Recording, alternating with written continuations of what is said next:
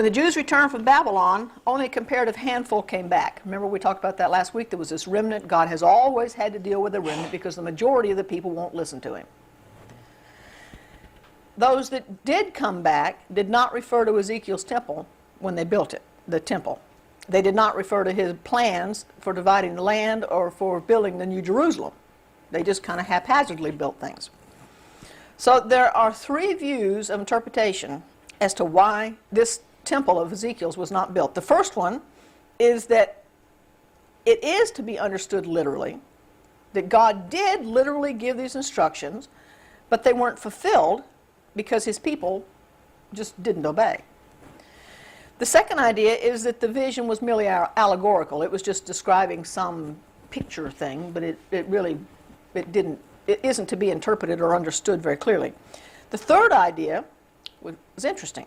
The third idea says that this plan is for the plan of the temple that's going to be built in Jerusalem at the end of time, the reestablished Israel. So futurists have taken hold of this notion and they've said, oh, look, we've got detailed plans about how this is going to work. They have taken this prophecy that was never fulfilled in history and they've said it's going to be fulfilled in the future when this Antichrist power comes up and he makes a covenant with Israel. Remember, Daniel 9:27. He makes a covenant with Israel and he builds the temple, and this is the temple that they say is going to be built. Interesting, don't you think? So, what's the truth? Like I said, God has always had trouble with his people. We've always been distracted by things of the world. We are always distracted by whatever, and we can't follow his will just simply because we don't focus on his agenda. This is Herod's temple, and it's very large. These stones that you see here, these little stones, they look very small. Each one of them weighed at least 20 tons. They're gigantic. So we have 20 tons that are all stacked up there, way up here. This structure was not square. It didn't even resemble the structure that Ezekiel had planned out. This is the western wall. The Wailing Wall is this little piece that's left right here. So this is north up this direction. This is all Jerusalem here, and over here is the Mount of Olives. This is the temple that Jesus saw, the one that he was involved with. This is the court of the Gentiles, and then inside this is the sanctuary proper, so there was an inner court there for the Jews, and this is the most holy place. And this western wall here was 1,601 feet long. That's a quarter of a mile. This, the southern wall, is 922 feet. The eastern wall is 1,530 feet. So it's kind of lopsided with 1,601 and 1,530. And in the northern wall up here, and at the time of Christ, there was the Tower of Antonia, where the Romans had their garrison, and where Paul got in trouble. That was up here on this north side. Anyway, that northern wall was 1,042 feet. So there's nothing square about it. And we know these dimensions because the foundation are still there. This is the structure that the Romans destroyed in AD 70, along with the rest of the city. You can see from looking at this why in Matthew 24, when Jesus and the disciples walk out and they said, look at this structure, how magnificent it is, you know, all the stones. And Jesus says, I tell you, there's not going to be one stone left standing upon another. And they couldn't believe him because they saw the massiveness of this. And it took 40 years to build a portion of it. It took longer than that to build the whole thing. You can imagine how incredible they thought it was that Jesus says that this thing's all going to be torn down. I mean, they just like, you know, this guy doesn't know what he's talking about. He's insane. Ezekiel's prophecy here, with the specific gates, the specific squareness of the temple, his plan was given as a pictorial prophecy. It's a sketch of God's will for his people. He intended it to come to pass. God always intends what he says to come to pass. But because of the unfaithfulness of the Jewish nation, the prophecy cannot be fulfilled in its original intent. The futurist position that claims that this vision concerns a future structure in the current Jerusalem, current Israel, that will be there for 3.5 years. I mean, how in the world are they going to get the thing built in 3.5 years? Number one. But there is no way that this can be supported from Scripture or from history, that this Ezekiel temple will be built at some future time. Mainly because Christ has fulfilled the Old Testament sacrificial system.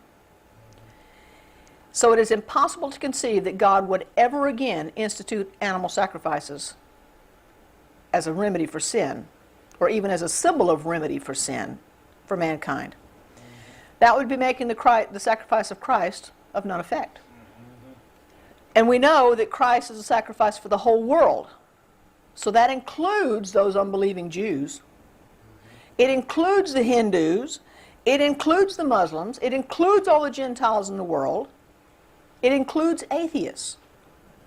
It includes everybody. When Christ died, he paid the price for everybody.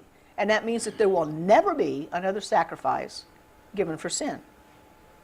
So to rebuild a temple in Jerusalem, even if they exactly followed the Ezekiel plan, would not be God's will and could not be a fulfillment of prophecy, could not be a fulfillment of anything that the Bible talks about. So why did God give this vision? Yes, Joyce? So I can understand why the Jews would think that this would be rebuilt, but why did the Protestants think this would be rebuilt? Because they misunderstand Daniel 9:27. But even still, they've got to understand. Shouldn't they understand that Jesus is the sacrifice and that there would be no other? No, there's very few Christians that understand the sacrificial system. That's because Rivera in his theology that he presented washed all that stuff out of people's minds. That's right. They brainwashed them. So it's basically what most Protestants believe is Catholicism. That's right. And if you start reread the first few chapters of Great Controversy, you'll see what the first reformers before Luther were fighting against. Well, you remember on the very first day that we began our study here, I very carefully outlaid why we were taking the historicist position. Remember that? Because the other ones don't have any foundation in Scripture or history. Right. And I have an old Scofield Bible that's probably 50 years old. Scofield had very few notes that he put in the bottom of his Bible. He had a few comments about Daniel 9, which were developing or taken from that Ribera futurist position. He had almost no comments about Revelation. But you pick up a new Bible today that has Scofield's notes in them. They have been advanced and expanded by people like Tim LaHaye and Jerry Falwell and Pat Robertson. You know, they are editors of the Scofield Bible. And they have added in all these footnotes. So the more people study, the more their fantasy runs away with them, and the more they come up with these notions. Well, it isn't true. God gave this vision intending that his... Yes, Gerald? Could be that non-Jews in the non-Jewish world, the reason they're interested in because they're afraid, you know, if they don't support Israel and move this plan forward, I don't know if you call it a curse, but you know, those that help Israel receive blessings and those that are against it. Well, That's right. They go to Genesis 12. And that's exactly what they say. Oh, you know, if we curse Israel, then we're going to be cursed. And if we bless Israel, then we'll be blessed.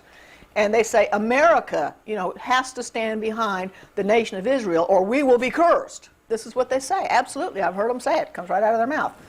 And they totally misunderstand these prophecies. And it's unfortunate. They are deceived in a very serious way. So why did God give this vision? His plan parallels the vision that John received and which is recorded in Revelation chapter 21 of that perfect city, the New Jerusalem. God gave this vision to remind his people who were still in captivity that he had a high calling for them. He had a purpose for them. He was still their God.